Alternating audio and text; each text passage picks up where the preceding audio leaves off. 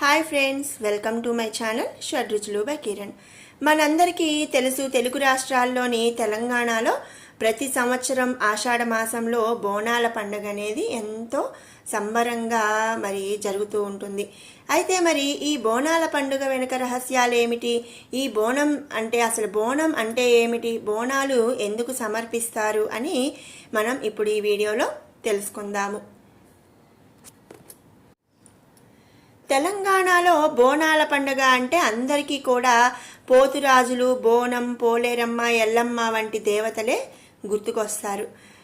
ఇప్పుడైతే భాగ్యనగరంలో అంటే హైదరాబాద్లో కొంచెం బోనాల పండుగ బాగా ఫేమస్ అయింది. కానీ ఒకప్పుడు ప్రతి ఒక్క ఊళ్ళో కూడా ఈ బోనాల పండుగను చాలా బాగా జరుపుకునేటోళ్ళట. ప్రస్తుతం తెలంగాణ ప్రభుత్వం ఈ పండుగను రాష్ట్ర పండుగగా కూడా నిర్వహిస్తూ వస్తుంది. ఈ పండుగలో భాగంగా తొలి బోనాన్ని అయితే గోల్కొండ దగ్గర ఎత్తుతారు. అక్కడి నుంచి బయలుదేరతారనమాట. ఇక మొదలు బోనం స్టార్ట్స్ అయినకే అన్ని చోట్ల బోనాలను అనేది ఎత్తుతారు. ఈ తొలి బోనాన్ని ప్రతి ఏటా కూడా ఆషాఢ మాసంలో తొలి గురువారం లేదా తొలి ఆదివారం నాడు మొదలు పెడతారు. ఇక గురువారం నాడు లేదా ఆదివారం నాడు బోనాలు స్టార్ట్ చేసిన తర్వాత హైదరాబాద్లో 4 వారాల పాటు ఒక్కో వారంలో ఒక్కొక్క గుడిలో బోనాల పండుగ సంబరాలు అనేవి ఘనంగా జరుపుతారు. దీని వెనుక ఒక కథ అనేది ఉంది. అది ఏంటి అనేది మనం ఇప్పుడు తెలుసుకుందాము.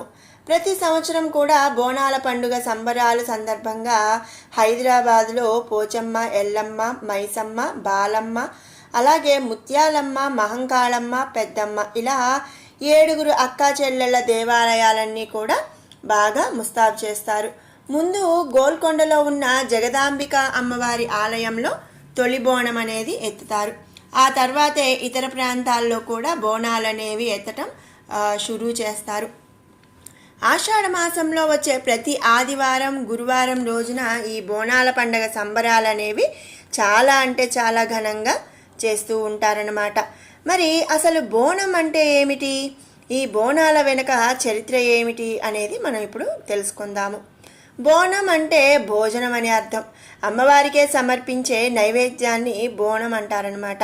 ఈ బోనాల పండుగను దాదాపు 1000 సంవత్సరాల దగ్గర నుంచి కూడా జరుపుతూ ఉన్నారు. ఇక మన చరిత్రను పరిశీలిస్తే కాకతీయ రాజులలో ఒకరైన ప్రతాపరుద్రుడు గోల్కొండలోని శ్రీ జగదాంబిక ఆలయంలో ఈ బోనాల సమయంలో ప్రత్యేక పూజలు చేసినట్లు మన పెద్దలు చెబుతుంటారు. ఆ తర్వాత వచ్చిన ముస్లిం నవాబులు సైతం కూడా ఇక్కడ పూజలు జరుపుకునేందుకు పర్మిషన్స్ అనేవి ఇచ్చారంట. అంతేకాదండి, భాగ్యనగరంలోని జగదాంబిక అమ్మవారి అతి పురాతన ఆలయంగా ప్రసిద్ధిగాంచింది. అందుకే ఇక్కడ తొలి బోనం అనేది షురు అయినది, అంటే స్టార్ట్ చేస్తారనమాట. ఇక రెండో బోనం బల్కంపేట రేణుకా ఎల్లమ్మ గుడిలో ఎత్తుతారు. 3వ వారం సికింద్రాబాద్లోని ఉజ్జయిని మహంకాళి ఆలయంలో బోనం అనేది ఎత్తుతారు. అంటే ఏంటి అంటే ఆ వారం ఆ ఏరియాలో అందరూ కూడా అమ్మవారికి బోనాలు అనేవి సమర్పిస్తారు. 1815వ సంవత్సరంలో సికింద్రాబాద్లోని ఉజ్జయిని మహంకాళి ఆలయానికి ఒక చరిత్ర ఉందంట. బ్రిటిష్ పాలన సమయంలో ఈ ప్రాంతానికి చెందిన సురటి అయ్యప్ప అనే వ్యక్తి ఆంగ్లేయుల రాజ్యంలో చేరిన తర్వాత 1813వ సంవత్సరంలో మధ్యప్రదేశ్లోని ఉజ్జయినికి ట్రాన్స్ఫర్ అయ్యాడంట. అప్పుడే భాగ్యనగరంలో ప్లేగు వ్యాధి సోకి కొన్ని వేల మంది చనిపోయారు. అది తెలుసుకున్న తను సహోద్యోగులతో అంటే కొలీగ్స్తో కలిసి ఉజ్జయిని అమ్మవారి ఆలయానికి వెళ్ళి తమ ప్రాంత ప్రజలను రక్షించమని కోరుకున్నాడంట. అక్కడ ఆ వ్యాధి తగ్గితే ఆ ప్రాంతంలో ఉజ్జయిని అమ్మవారికి ఆలయం నిర్మిస్తామని అనుకున్నారంట. అంతే, అప్పుడు ఆ వ్యాధి తగ్గిపోయిందట. ఆ తర్వాత 1815వ సంవత్సరంలో తన నగరానికి తిరిగి వచ్చి అమ్మవారి విగ్రహాన్ని ప్రతిష్ఠించి ఆలయ నిర్మాణాన్ని దగ్గర ఉండి పూర్తి చేయించారంట. ఇక అప్పటి నుంచి కూడా ఆషాఢ మాసంలో బోనాల సంబరాలు ఘనంగా జరుగుతున్నాయి. అంతేకాదండి, విదేశాల్లో కూడా ఈ బోనాల పండుగ అనేది జరుగుతుంది.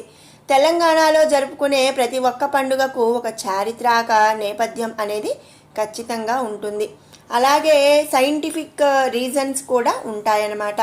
తెలంగాణ సంస్కృతిని సైతం చాటి చెప్పే మాదిరిగానే పండుగలు అనేవి ఉంటాయి. డప్పులు తాళాల మధ్య నెత్తి మీద బోనం పెట్టుకొని భక్తి శ్రద్ధలతో భక్తులందరూ అమ్మవారికి బోనం అనేది సమర్పిస్తారు. ఆడవాళ్ళు ఈ పండుగకు దేశ విదేశాల్లో కూడా ఒక పేరనేది ఉంది. ఈ పండుగను విదేశాల్లో సైతం ఘనంగా జరుపుకుంటారు. అసలు బోనంతో బ్యాక్టీరియాకు చెక్ పెట్టచ్చంట సైంటిఫిక్గా. మరి ఆషాఢంలో అమ్మవారు పుట్టింటికి వస్తారని చాలామంది నమ్ముతారు. అందుకే బోనాన్ని వండి అమ్మవారికి సమర్పించడమే ఈ పండుగ యొక్క ముఖ్య ఉద్దేశం అన్నమాట. అందుకే తమ కూతురే ఇంటికి వచ్చిందని భావించి అమ్మవార్లకు ప్రేమతో బోనం సమర్పిస్తారు. దీని వెనుక మరి ఓ సైంటిఫిక్ రీజన్ కూడా ఉందండి. అది ఏంటి అంటే, ఆషాఢం అంటేనే వానాకాలం స్టార్ట్ అవుతుంది.